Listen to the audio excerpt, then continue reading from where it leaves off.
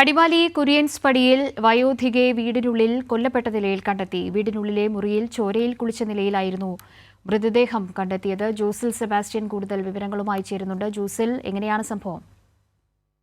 കാവ്യ, രാത്രിയാണ് മരണവിവരം പുറത്തറിയുന്നത്. അടിമാലി ടൗണിന് സമീപമാണ് ഫാത്തിമ മകനോടൊപ്പം താമസിച്ചിരുന്നത്. മകൻ ഇന്നലെ പുറത്തുപോയി തിരികെ എത്തുമ്പോഴാണ് വീടിനുള്ളിൽ മുറിയിൽ ഫാത്തിമ രക്തത്തിൽ കുളിച്ച് മരിച്ചു കിടക്കുന്നത് കണ്ടത്. വീടിന്റെ വാതിൽ ചാരിയിട്ടിരിക്കുകയായിരുന്നു. ഉടൻ തന്നെ സമീപവാസികളെയും പോലീസിനെയും അറിയിച്ചു. രാത്രിയിൽ തന്നെ ഇടുക്കി SP വിഷ്ണു പ്രദീപ് TK അടക്കമുള്ള ഉന്നത പോലീസ് ഉദ്യോഗസ്ഥർ സ്ഥലത്തെത്തി. അതുപോലെ തന്നെ 3 DYSPമാർ അവിടെ സ്ഥലത്ത് എത്തി പരിശോധനകൾ നടത്തുന്നുണ്ട്.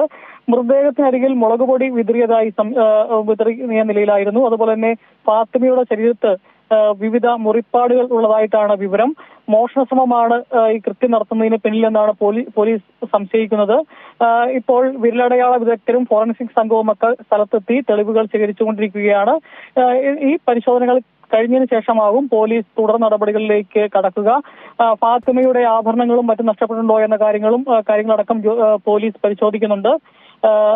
അതുപോലെ തന്നെ ഈ സ്ഥലത്ത് എത്തിയെന്ന് കരുതുന്ന ചില അപരിചിതരെ കേന്ദ്രീകരിച്ചും പോലീസിന്റെ അന്വേഷണം നടക്കുന്നുണ്ട് എന്നാണ് വിവരം. കാവ്യ. ശരി, ജോസിൽ സെബാസ്റ്റ്യൻ ആണ് ഇടുക്കിയിൽ നിന്നും വിവരങ്ങൾ നൽകിയത്.